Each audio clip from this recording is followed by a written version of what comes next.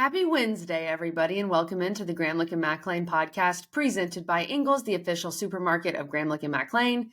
We made it, Mac. We made it to our final season preview episode. We made it to week 0. We will have football this weekend featuring 3 ACC teams, Georgia Tech, Florida State, and SMU's playing, by the way. But we also made it to Clemson. We did 16 other teams. It's now time to talk about the Clemson Tigers, Mac. Let's go, KG. Come on. Been waiting on this one. Best for last, I guess. Some people would say that. Yeah. Some people wouldn't. It is interesting how it worked out this way. I don't think it was intentional, but we moved some stuff around, and then we're like, oh, well, I guess we're going to do Clemson now on this Wednesday. But it's super excited. Oh, I remember why. Because I wanted to talk about them after I saw practice. That's why we moved them to where we did, which it would have been great to do that for everybody. Probably would have been a little bit more inside baseball type stuff for some people, but with 17 of these things, we had to do what we had to do, and here we are making things happen. And it was great to talk with Coach Swinney first of all, and just to have all his information here about the Tigers. And this was recorded with him pre-camp, but a lot of it's still the same. You and I have gone back and listened to it and watched it. A lot of the kind of points that he's making here is very, green until that ball is snapped. So great conversation with Coach. We're going to have a message from our friends over at Ingles, hear from Coach, and then we'll be on the other side to talk a little bit more about the Tigers. At Ingles, we know your closest companions are the ones who are always there for you. The ones you trust to have your back, no matter what. Who make the hard times a little softer. And the good ones, somehow, a little better. That's what family is all about, whether they walk on 2 legs or 4. Ingles, all the ingredients for family. Coach Swinney, great to see you, brother. Thank you for joining us today. It's summertime. We're rocking and rolling, full speed ahead. How's everything going? Good, man. Ready to get it going. This is always, as you know, a fun time of year. It's something that we all look forward to. We work all year. Obviously, we start over in January and you start the building process and putting it all together. And, but it really all builds to this, to where you can get back on the field and get back into a season where you kind of get Judgment Day every week, right? So, we're excited about it and, looking forward to getting this thing going. Coach, before we dive into your team, we have a very important question. So the new college football video game came out, right? On a previous version of the game, some of your stats were being put out on the internet that you had a speed rating of 91, which, I mean, I've seen you move, Coach. I've seen you hoop. I get that. Were you like messing with your guys saying, I mean, look at me right here. That's impressive. Yeah, don't be sleeping on me. That's right. Yeah. I sent that to our whole group chat last night just to make sure. I didn't know it. Ross Taylor sent it to me, so usually stuff I'm not on the social media world, but Ross sent it to me. He sends me good stuff. Sometimes he sends me bad stuff. But I that was good. So yeah, I made sure that went out to my whole group chat just to let everybody know, hey, they've been sleeping on me for sure. Yeah, it's pretty cool. Yeah, that's amazing. Well, the biggest question, Coach, is all this money flying around, everybody getting paid for different things. Have you been paid royalties for this? I mean, you're in the game. That's ridiculous. Yeah. That was a legendary team, man, and I'm thankful to be a part of it. I was telling Garrett, I wish I'd been able to play in the air raid. I played in the original dirt raid. I was definitely a wide blocker, and but I did catch every ball I touched, so I'm proud of that. We didn't throw it much, but we did, and it came to me. I caught it. You're reeling it in. As you can see by my rating, I was really fast. That's right. Rating doesn't lie. Guys aren't touching them. Second fastest on the team, allegedly. Very accurate. I'm sure. Yeah. Exactly. Well, you bring up Garrett Riley there. Let's jump into it. Let's start talking about your team a little bit. And Garrett Riley going into year 2. And, as the offensive coordinator there, same quarterback, a lot of weapons that are healthy. We'll talk about that more here in a second. But, how will this offense, how will he improve? And, what have you seen from him now that he's been there for a full year and some change?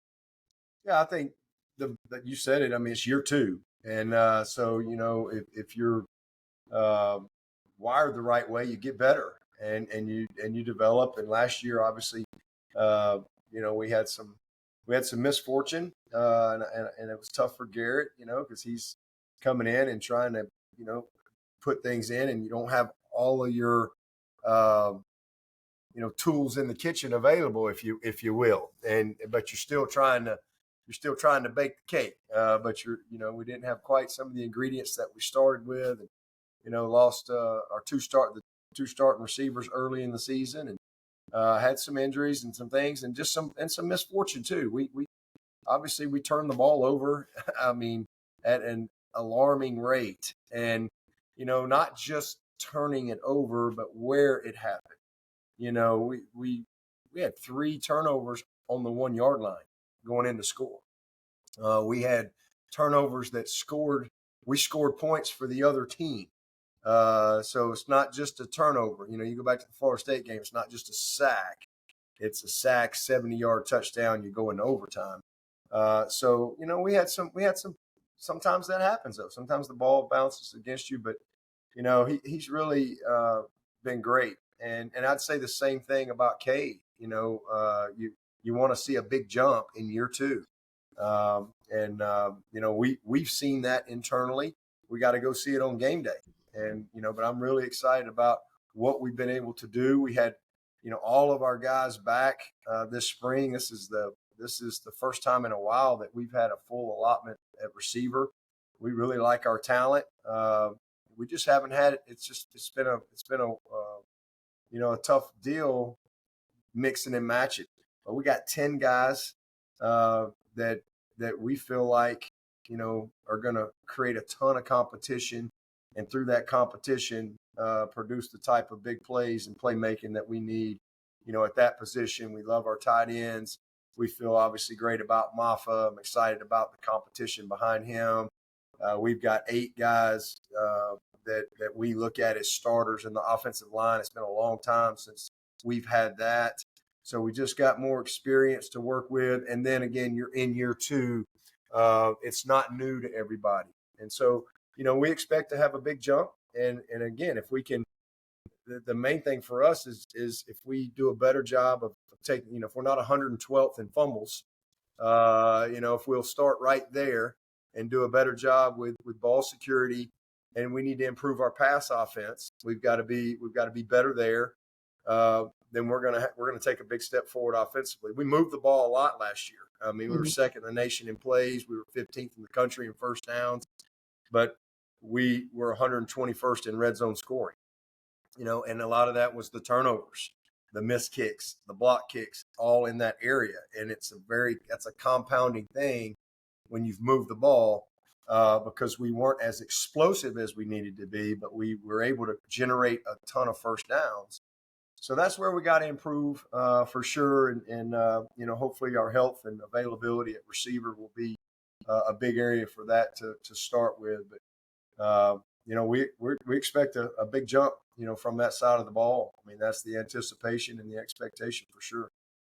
Yeah, and Coach, going back to Cade, I mean, to see the last thing from him being that game-winning drive against Kentucky, that's got to give, I think, for him and you, a good bit of confidence and momentum going into the offseason. But you mentioned taking that step. What are maybe 1 or 2 things specifically that you've been wanting to see from Cade as he goes into year 2 as a full-time starter? Well, definitely a lot of confidence coming out of the season for sure. I mean, we won 5 in a row and probably beat, our toughest opponents down the stretch. I mean, and he went head to head against some great quarterbacks and won every matchup. And then that drive at the end, and you saw what we're capable of doing we had Antonio back for that game, who had been out since game 3. Adam Randolph has found his confidence again. We had Tyler Brown, coming back. I mean, you just Stellato, last year, people don't even realize he didn't even get cleared to play until Duke week, the game of Tuesday of Duke week. This is the first summer that he's had. It was first spring that he's had, first season that he's had. So, that confidence in that group, I think you saw really grow and emerge down the stretch against some big games. I mean, they beat Notre Dame that punched us in the mouth the year before. To see us dominate that game, to beat a good Georgia Tech, to beat Drake May in North Carolina, to go to South Carolina and win, to win that bowl game was big for us. But how we won it, I think, created a lot of momentum for Cade. Yeah. And you saw a lot of growth in him throughout the season. But the biggest thing for him is, just like I said, I mean, he's a first-year starter. And you just want to see a big jump. And so in particular, where is that? Well, first and foremost, continue his physical development.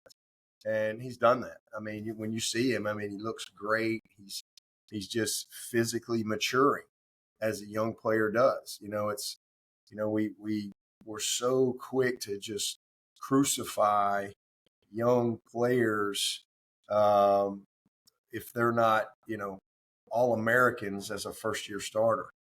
And that's just not how, that's a Haley's Comet, type of situation. Most guys, if they have the talent and the ability and the work ethic and the character, football character in particular as well, they're gonna get better because they're gonna do what they need to do. Eric McLean got better every year. Hey, Coach, it took a while. I'm glad you didn't give up. He wasn't very good as a first-year starter.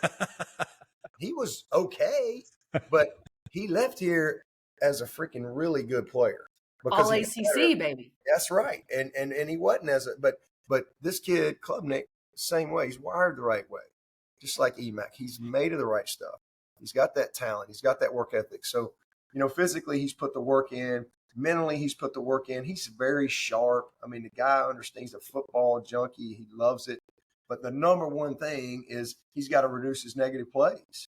It's just that simple. I mean, just too many negative plays last year that were on him. And again, a first-year starter.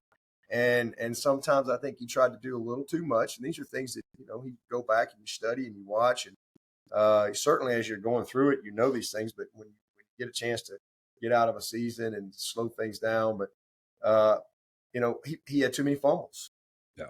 He actually was pretty accurate with the ball and took care of the ball from a passing game standpoint. He had 4 interceptions. He had some that were not his fault, but there were 4 on him. You go back and you kind of evaluate your disasters every year. Your sacks, turnovers, fumbles, all that stuff, TFLs, and but he did it. He just too many fumbles by him, too many tackles for loss where it shouldn't have been a tackle for loss. Too many sacks where he's trying to do too much, pocket presence, ball should have been gone. You can't hold the ball. You got to make something happen. You got to have a little more pocket presence there. And so again, those are things that you learn as you go through your maturation process, especially at that position. And right. So that's the main thing. And then I think the game as the game slows down, then those areas improve. And then certainly when you are at a place like Clemson and you have the magnitude of scrutiny that exactly. he gets, exactly. And then there's a growing process through that. You're talking about a kid that's coming in here, he's never lost. Right. The guy's won 3 state championships. I think the closest game he had was maybe 14 points, and then he comes in and he really gets his first big playing moment, and he's the MVP of the game in the ACC championship game. And so being able to handle adversity. And I think that he showed a lot of resilience last year. I'm really proud of him, and especially how he's carried that into this season. So he's really grown as a leader as well. That's a part of that position. So but I think the number one thing is just the negative plays. If we can just cut that in half, he's going to have some negative plays, especially if you're trying to make some plays. But if he'll do a better job with that, then that'll be a big step for him in his maturity and maturation process. Yeah, that's great to hear, Coach. And I think it's fascinating too. Just the the quarterback position at Clemson has become rare air. And like you said, there's a lot of scrutiny. There's a lot of praise. There's a lot that comes with it because of what you guys have developed. And obviously we saw, the growing pains that come with it. And it's just natural. And I love everything that you said there about development. We've talked all about wide receiver all around, and you got some young guys coming in that I'm really excited about as well. But I want to talk this run game. I want to talk about that offensive line. 8 guys you said starting, which is great. Getting a couple of guys back, getting a couple of guys healthy that I know you're really excited about. And just how different will it be, now that Maffa's the guy, he's the bell cow. What will it kind of, was Notre Dame last year really a snapshot of this is who we want to be every single game this year? Well, I think, we always, regardless of how we're built around here, we want to be able to establish the line of scrimmage and run the football. I don't think you can be great if you can't run the ball effectively. I mean, and again, when I say that, I don't mean we're going to go out and run the ball for 100-something yards, but you have to be efficient, because there's going to come a time if you go up the mountain high enough where I don't care how good you run the ball, you're not going to line up and go rush for 150 yards on this team that you're getting ready to play. So you have to be able to throw the football. I've said that many times. We won 2 national championships against Alabama. You can't beat Alabama if you can't win one-on-one, if you can't make big plays in the passing game. But you have to be able to stay committed and hold up front and run the ball effectively and create that threat enough. And so that's where it's always going to start with us, for sure. And Maffa, I thought he just had a tremendous back, fourth quarter of the season, if you will. I mean, he really, really finished well. That gave him a ton of confidence. I think the biggest thing this year is, you got, one of those guys that's playing for the Eagles now. And I think going to have a great year and a great career at the next level. And so, it's a clearly defined, because you have 2 great players and you're trying to balance that. And sometimes games dictate certain things or whatever. And, it's good, because it's a very defined thing. I think the exciting thing, we all know what we got with Maffa and what he can do, and we've seen it. And not only have we seen it from him, but we've seen it from those guys up front. We go back to that Notre Dame game. We started a true freshman and a redshirt junior who had never started a game. And we controlled the line of scrimmage the whole freaking game. So, and that just, pushed us forward. And now we've got guys back. We got more. We got Marcus Tate back. This guy's a senior. He got his nose bloodied against Georgia in 21 as a true freshman. It's time to do some bloodying now, baby. Come on. This guy is a grown man. Walker Parks, man, I am so just excited for Walker Parks. And man, I'm just really, truly praying for this guy. He's had a great summer. And I'm just praying for him to be able to have a season where he can stay on the field, because he's a really good player, and the experience that we got last year with Sadler and Harris, now got a year under his belt, confidence with Trent, Linthicum and what he was able to do this spring and his confidence growing there. Obviously, Tristan Lee, a first-year starter, Blake. I mean, it's a really good group. And then we got some guys that we think will be able to blend in there and help us fill out the 9, 10, 11, 12 type of spot. But it starts with Maffa. He'll set the tone. I think the fun thing is going to be who's behind him. That's where it's going to be the competition. Where's it going to be? Is it, we got some different guys. We got, the sledgehammer in Adams, who's going to help us. And then you got some dynamic guys like Jarvis and Jay Haynes and Azuma May. It's going to be kind of interesting to see how it all plays out in camp. Yeah, and I just thought about this with the way that you were saying it. How's Coach Luke been? I mean, now that you've had a full offseason with him, his style, his energy. I mean, he and I go way, way back to his Duke days. But how has that been, having him in as the offensive line? It's great. I mean, he and I had dinner together last night. I mean, he's been awesome. He's a great fit. He's just an easy guy to be around. He's an unbelievable staff guy. He's got a great perspective. Obviously, he's been a head coach, and I love the perspective that he brings there. He's got a great understanding of my job and the role that I have to play. But he's been awesome. I mean, he's just been, great with our players. Our players have bought in. They've had an amazing summer. Coach Hogan, Paul Hogan's done a great job with those guys down in that weight room this summer and all off season, really. So, it's an eager group that's ready to get out on the field and get to work. Got a lot of work to do. Got a lot to prove for sure. But they're ready to get going. Coach, Mac and I a little bit. We're offensive-minded people. Mac didn't play defense because of the nature of his position. I didn't play defense because why would I do that? But we have to talk about your defense. And we really should have started with this defense because, it's going to be elite yet again. And we generally start with the D-line, but I want to start with the secondary. Barnes, Terrell, Mickens, Lucas. Could this be one of the best secondaries we've seen in your time at Clemson? Let's start there. Could be. We'll see. They got a lot of work to do. We're talented, and we've got some guys that I think have.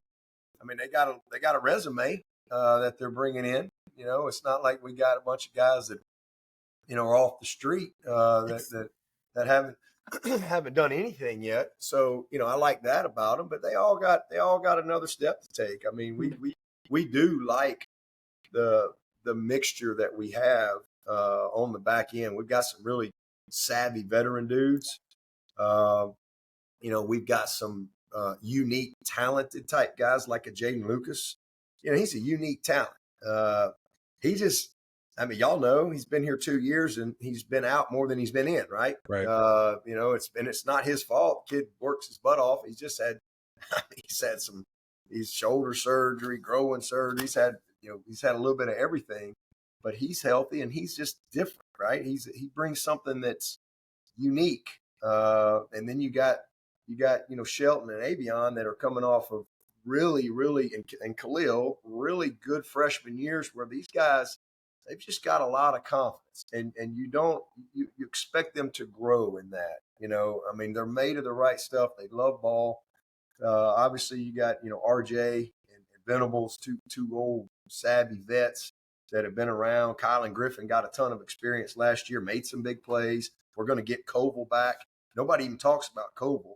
Koval was a guy that was getting ready to start for us. He was going to be the starter that week. I don't remember what game that was, and tore his ACL in practice that week. And so he was done. But man, we get Koval back, who's a missile. That's his nickname. He's a missile. So we just got a lot of guys, and we got some young talent that's come in here. We're excited about Strozier, Corian Gibson, Ashton Hampton, some of these new guys that y'all don't know a lot about. But and honestly, I don't either until I get out on the field with them and see them. But so it's a good group in that we've got, I think, a lot of different type of players that can do a lot of different things. We'll have some versatility at free and strong and nickel. We've got really, I think, elite depth at corner. Yes. And I think that will, to play the type of season that you have to play, you need that. And this will be really the first time in a while that I can say going into the season that, hey, if one guy rolls an ankle, we're not all over there suffocating. We've got some depth, and that's going to make us better. So it's a good group. They had a good year last year. Defensively, the number one area we needed to improve in was pass defense, and right. we shot through the roof. I think we led the nation maybe in November against some really good, quarterbacks and receivers. So they've got a lot of confidence from that. But still a lot of room to improve upon. And the number one thing for me defensively is just creating that consistency. We finished, right, I think, 8th in the country in defense.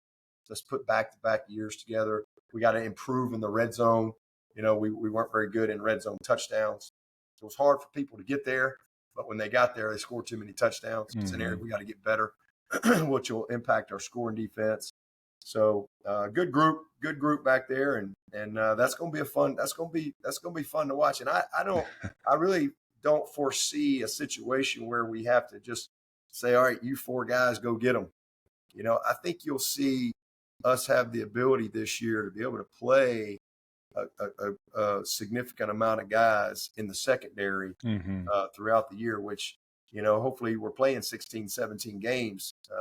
That will bode well for us. Yeah, and again, I think that competition in practice, wide receivers, DBs, I mean, that's where you sharpen that iron, baby, and you get only better. So that's exciting to hear about that.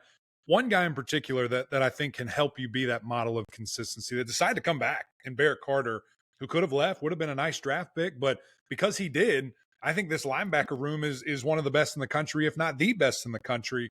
How has he been progressing? What has he gained from this extra year? And obviously what we'll see in the season. And just how is that room shaken out right now? Yeah, well, Barrett, he made a decision and he's not looked back. I mean, it was a tough decision for him. But he came back with clarity. He came back with a very clear vision of what he wants this year to look like. He knows he could have been drafted. He knows he's going to be drafted. He's a great player, but he just wanted to finish, and he wanted to finish his degree, and he wanted to finish on a championship team, and that's his goal. Is everything for us goes through trying to win this league, and you win this league, you have a lot of opportunity after that, and obviously we won it 2 years ago, but we didn't win it last year, and so he wanted to come back and lead and just, I think, have some closure to his college career. He just wasn't quite ready, and he's done an awesome job. And obviously for us, that changed everything for us from a recruiting standpoint, changed everything from, just the leadership of that side of the ball, all that stuff, because we got Wade Woodaz, man, Wade Woodaz is everybody knows about Barrett. Barrett's going to be fine, but nobody really knows about Wade Woodaz. I mean, nobody really talks about it. This guy is an elite player, and I think he will have an amazing year for us this year. If those two guys stay healthy, we're going to be in a great spot. That's the one area for us that, if we can keep developing those guys behind them, we really love the guys we have in that room. I mean, we love D, we love Kobe.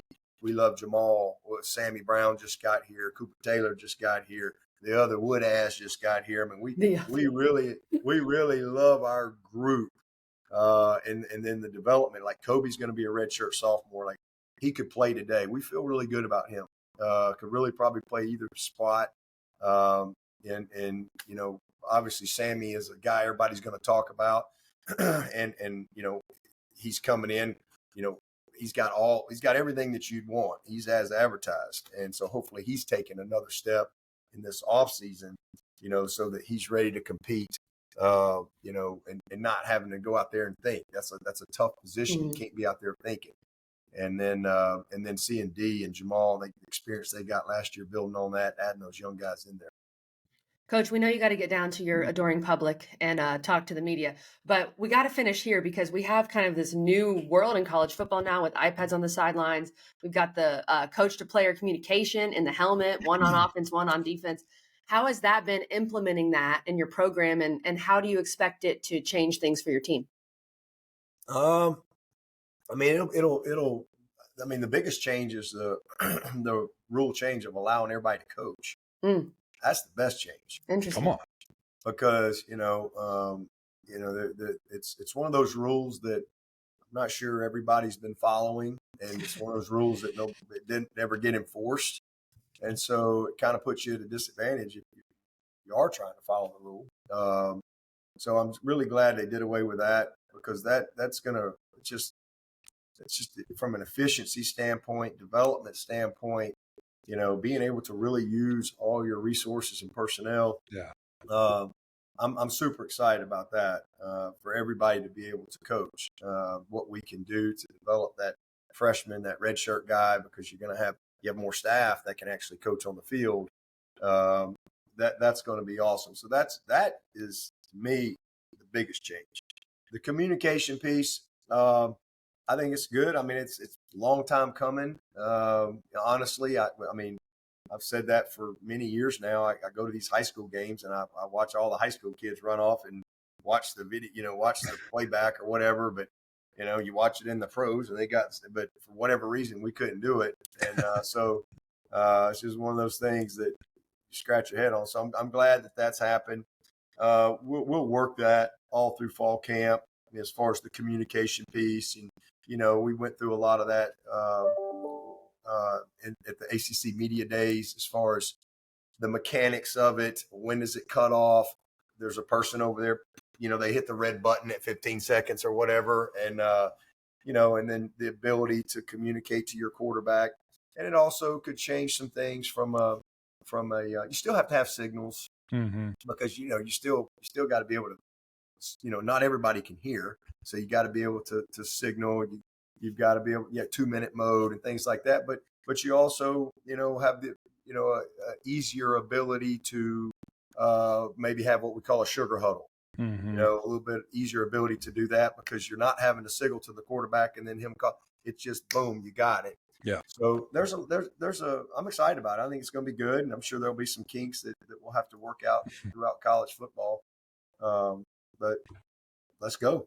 No doubt. Well, Coach, let's go on the season. We're close. We're right here. We appreciate your time. Always great talking to you, brother.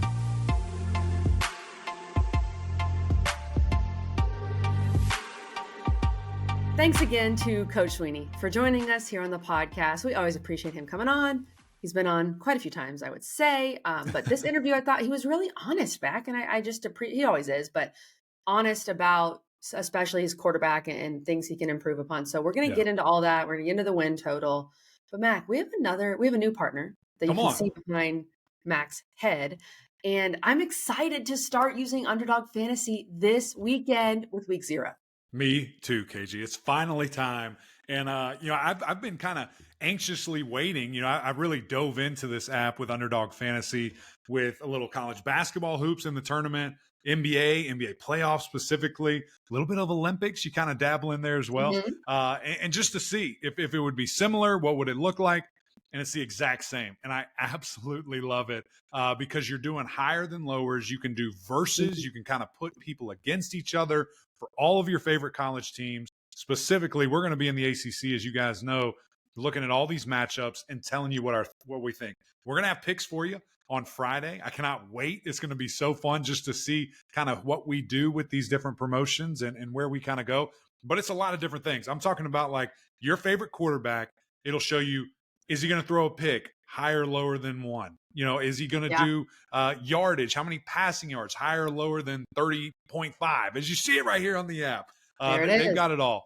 It is so much fun, KG. And guess what? We're going to try to give you guys some money. You just have to use our code, Kelly. Tell them what it is. That's right. Our code GMPOD, GMPOD. Sign up using that code. Claim your offer now up to $250 in bonus cash. And you can start having some fun on Underdog Fantasy. And that what I really like about this app, Mac, is you can have fun and you can bet, $5, $10. Exactly. Like Mac and I are not out here trying to encourage people to bet crazy amounts of money. Right. We don't want you to do that. But this is a really fun way to get involved with the game. Yeah. Maybe put $5 on a pick, see what happens. And you can see on the app as well, once you sign up with our promo code, you can go to games. And they've got the games listed if you're looking on YouTube. Well, an ACC team is in each of these games for week 0, so it's the perfect time to start. Mac and I are going to give out our picks on Friday. We're also going to pick the games against the spread, so make sure you come back for that. We'll tweet it out and do all that. But Underdog Fantasy, download the app today. It's the easiest place to play fantasy sports. Use our code GMPOD, sign up, have some fun with us. I think it's going to be great. And I think the most important thing, like you said, we're giving free money away, guys. If you put in $250, we're putting in $250 right behind you. You put in $50, we'll put in $50. Use that code, take that free money. And again, the multiplier, you talked about, only putting in $5, $10 per bet. You can do less than that. You can do a little bit more than that. But if let's say you put in like 7 things in one bet, it's going to multiply like up to 100 in some instances. If you get crazy enough, so you're going to make a lot of money if you hit those things. I'm excited for it, KG. We are going to publicly post all the picks we do so y'all can see how smart we are, how much money we're making, and you can come join the party. It's going to be a lot of fun. Cannot wait. All right, Mac, let's get into Clemson. Of course, they don't play until the next week, week 1. They play Georgia. And we're not going to really talk Clemson, Georgia yet because we just got to talk Clemson specifically. So, Mac, you went to practice. You saw some things. Give me just your overall thoughts as Dabo said in this interview, a well-respected all ACC player, former player for the Clemson Tigers. Come on. Overall thoughts on what you saw? Yeah, well, a couple of kind of big picture things. And, I think we can go into any other detail you want there. But, the first thing that I noticed was receiver. First of all, everybody healthy. And it's fascinating to me, again, the, kind of just, I don't know, taking shots at whatever you want to call it of what Clemson does. And that's go out and get great talent and develop great talent. And it's just been unfortunate, the last handful of years, maybe in the last 3.5, 4 years, guys just haven't been able to stay on the field at the wide receiver position. A great example of that is Joseph Ngata, who's playing for the Eagles right now, who just went crazy in a preseason game. I mean, clearly that guy's a beast, and he couldn't, be on the field for a full season until his senior year, which he did fantastic that year. So, I look at these guys like Adam Randall, who we've just been waiting for, right, to take a massive step. Looks unbelievable. Have heard great things all camp. Seen him make some really big plays in scrimmages, big time touchdowns down the field. Antonio Williams and Tyler Brown look exceptional, look like grown men. They're not just little freshmen anymore. Those guys have really put in some work, and I think are ready to take it to the next level. That's the three that I'm kind of circling. You have to be great. You have to be great. Not good, not pretty good. You have to be able to take it to another level, be available, be healthy, for your team there. And then guys like Cole Turner, Troy Stellato, the two young freshmen, and Wesco and Moore, kind of fill in the rest there. And when you look at that group together, those 6, 7 guys, you feel pretty good about what you have. And that's not even including the tight end group that I think is fantastic and very, very deep. So that's kind of where I started, KG, and what I could just see, just looking at them, seeing the explosiveness, seeing the body types that you get really excited about. Cade, it's a little bit harder. Quarterback, obviously, if he's out there throwing a bunch of picks and terrible passes, I tell you that and say, hey, look out. But he did. He looked great. He did great in practice. The physical attributes that we've all have known about, quick twitch arm, lightning speed, a guy that just gets the ball in the right place. But like you said, and like Coach Swinney has said, it has to translate to the field. We're just not going to know until there's actual pressure and there's actual consequences for decisions that are or aren't made. But he looks physically bigger. It's one thing to see a guy in a suit at ACC Media Day. It's another thing to see him in, shoulder pads and helmet. It looks fantastic, looks the part. And everything that I heard from support staff, strength staff, GAs, his own coach, is that the leadership, accountability, and just, understanding that this is my team, this is my offense, has really taken a step forward. And even the way he reacts, whether it's being coached hard or being put in an adverse situation, just a lot more mature. Now, again, what does that mean? And, can it be done outside of a practice field is, still to be seen. But it just feels like a little bit different of a place, maturity and confidence level from Cade Klubnik. The last thing offensively, offensive line looked great. Big, nasty dudes. Again, I think health is going to be a part there that you just have to be ready to go. Love what I saw from Matt Luke. I mean, my gosh, you talk about intensity. A guy that has done it at the highest level, being a head coach at Ole Miss, being an offensive coordinator, coached for a national championship winning team in Georgia. He knows what it's supposed to look like. He knows what it takes. And, I think kind of reiterating that, getting the guys fired up, and have only heard great things from, the offensive line and guys that I've talked to, here and there and at practice the other day. So really excited to see how they continue to, just grow and develop throughout the year, because I think that unit can be a strength. We will get to the defense, we promise, because we think this defense is going to be really good yet again. I want to add a few things there, Mac. Obviously, trust your opinion completely on the offensive line. Dabo Swinney referenced that in our interview. He said he felt like since the Notre Dame game last year, the O-line really flipped a switch.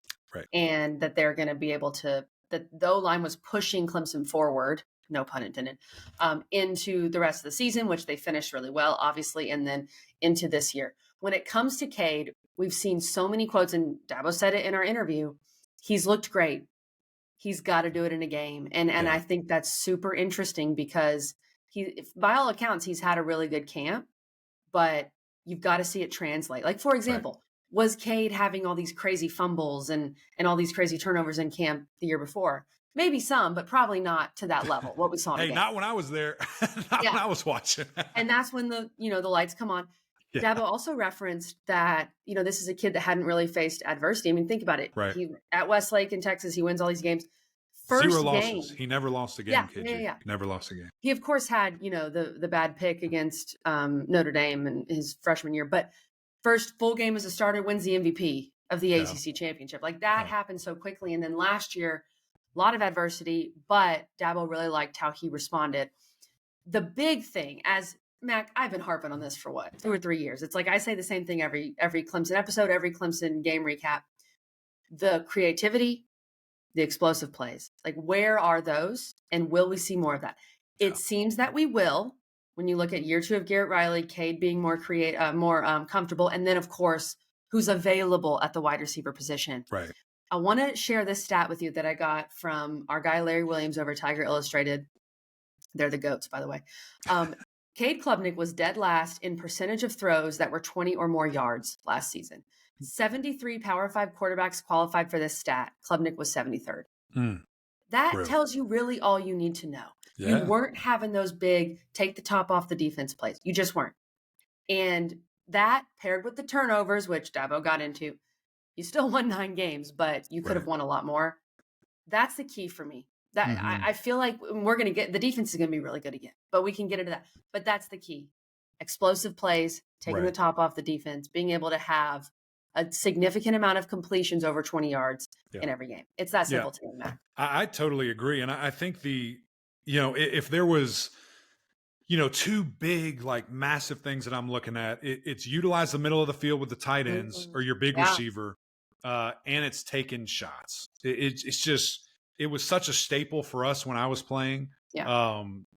It terrifies people. And you got to have the people to do it. You got to have the people available to do it. You're not just, sending whoever down on a deep post or a fade or whatever type of route, big sail route. But 2, like it changes the game because if a defensive coordinator or a defense in general, a la the safeties, are not afraid of that possibility, not even doing it, not even the catch, but just the possibility of you taking that shot, they're going to play closer to the line of scrimmage. They're not going to respect it. They're going to do all these different things that now makes it harder to run. Now it makes it harder to do the crossing underneath type of routes. So those are the 2 things that if Clemson's able to do that, the offense will flourish. Everything will be opened up, but you've got to do it. You've got to see those shots. And as you said, dead last in the country. Hopefully we see that change very quickly. Can only go up, Mac. Can only go up. Literally. There's no other place to go. Unless other people qualify and somehow you go back. But there's nowhere to go. Let's not even talk about that. Mac, let's get to this defense before we talk the win total of 8.5. You saw these guys up close and personal. You heard Dabo Swinney on our episode. It seems he's very excited about the defense. The big names, the Barrett Carters, all these different guys. I think the D-line is still going to be really good. I think the secondary is full of a lot of young talent. The secondary maybe, and we were talking about that with Dabo, there may just be some questions with the youth and perhaps some day-to-day injuries we've seen in camp. But overall, I think this defense is going to be really good yet again. Yeah, no, I don't think there's any question about that. And I'll start with that secondary. I think they're going to be an absolute strength. I mean, I know there's youth, and again, you have to be lucky in football, right? Like I think back to the 2018 team. You lose your quarterback where you had, on that championship run, you lose a couple other key positions, and what the heck do you have? So that might be the case in the secondary. Now there's 4 and 5 stars waiting, but just the experience factor. But I love who they have, in the 1.5 deep, because some of those guys are starters, but they're listed as or whatever, that I feel really confident about. Specifically looking at Khalil Barnes, Jaden Lucas, Avion Terrell. I mean, those 3 are freaky. I mean, they're really going to be impressive. And then you have the veteran leadership from a guy like RJ Minkins. Tyler Venables is still there, leading and playing. That's so hard for me to believe, Mac. How old is Tyler Venables? He and I are close. I don't know if we played together, but we might have. We did not. He's not that old. He's having 25. I'm going to look it up later. Yeah. And then, hearing like Ashton Hampton having an unbelievable camp. I mean, we asked Barrett Carter, who's really shining. That was the first guy he mentioned that has really, really been dominating and playing at a high level. Coming down to the linebacking core, I don't think there's a better group in the country than Barrett Carter, Wade Woodaz. Sammy Brown looks freaky. I mean, that dude looks great to be a true freshman. I think those guys are going to be fantastic. Kobe McLeod as well. And then the D-line. Quite frankly, KG, I think this D-line in general, more D-tackle heavy than defensive end heavy. I'm maybe that much concerned about the defensive end depth. But I think this defensive line has Power Ranger vibes. Because when I'm looking at this, I see 1, 2, 3, 4, 5 stars that will be in this rotation that are going to be playing. I mean, these are dudes.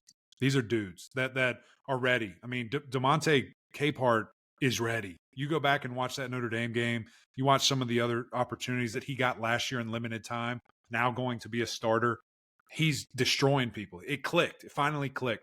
Peyton Page has lost 100 pounds. That guy's ready. He's ready to go. And then some of the other 5 stars that I mentioned that are just waiting their turn and will be in the rotation. So I feel great about this defense. I think they have the opportunity to be number 1 or number 2 in the country. And by the way, if the offense does their part, that will only help the defense not be in adverse situations and to be able to really do their thing. Yeah, that's the key. When you put the defense in really tough situations throughout the season with the turnovers, the way the offense did, and they still were able to be elite. Mac, I stand corrected. Tyler Venables was born February 22nd, 2002. He's only 22 years old. Not that old. So, not that old. Wow. It felt like he was 42. Okay, let's talk about the schedule here, Eric McLean. This number is 8.5. Now, some books I see 9, but I also see 8.5. So that's where we're gonna talk about. 8.5. I like it. I don't see how you could go under. I think last year Clemson won 8 in the regular season and had some of the weirdest, worst, freakiest luck you've ever seen with turnovers. This team is, I think, going to be better when you look at quarterback play, when you look at health, all these types of things. The schedule's more difficult, but I think this team can, without a doubt, win 9 games with this schedule. So I would go over on the 8.5. I think so too. And Homer, whatever you want to call me, I mean, that seems like the safest bet of a lot of these that we've done. Just because of who Clemson is, who they have. I mean, we'll see. I hope it happens. I hope they wake a lot of people up. But just the talent, again, that they're able to have.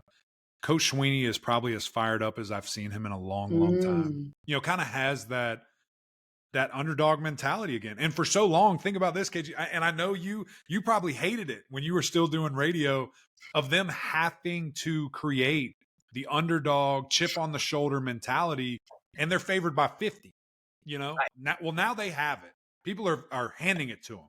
He doesn't have to create it, and he thrives in that environment. So, give me the over by 1,000. I mean, I think that's a Grambling guarantee. Gosh dang it. Whew. Mac, I will gladly let you use Grambling guarantee there. Thank you. I just want to say this about the schedule, because I think that it is a very front-loaded schedule. Sure. So you've got to be able to come to play early, and you can get hot late like Clemson did last year, because you're going to have a ton of winnable games late. Yeah. But when you look at what you want to accomplish, ACC title and playoff, you've got to be ready to go. Georgia, right? We're going to get into that next week. You're already a 14-point dog. App at home. App's a great program. Oh, yeah. NC State at home. Stanford at home. At Florida State. That's your first 5 games right there. That's a pretty tough start to the year, Mac. No question. No question. They got to be ready. Got to be ready and ready in a hurry.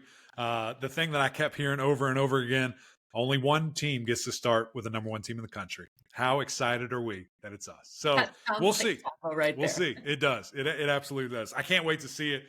We'll both be there. I'll be working. You'll be enjoying the game, and I'll get to enjoy it after we're done working. I'm going to stay and hang out and watch that whole thing. But this has been so much fun, Kelly. We did all 17 teams. Big shout out to these SIDs. Big shout out to these head coaches. We had guys on vacation. We had guys at their beach house. We had guys in the office. It was insane. We had cats jump on the screen. Always one of my favorite things that we do, going through all of these, and appreciate you guys tuning in. watching and always supporting us. We continue to need your help. Go over to YouTube, subscribe, jump in some comments. Tell us what you think about the Tigers. Tell us what you think they're going to do. Is that 8.5 tricky for you, or are you kind of on my side and think it's going to be a home run there? We'll continue to have a lot of fun. Like KG said, we'll have our Friday episode coming up here, but continue to rate, review, subscribe. We would greatly appreciate that. And until next time, we'll see y'all.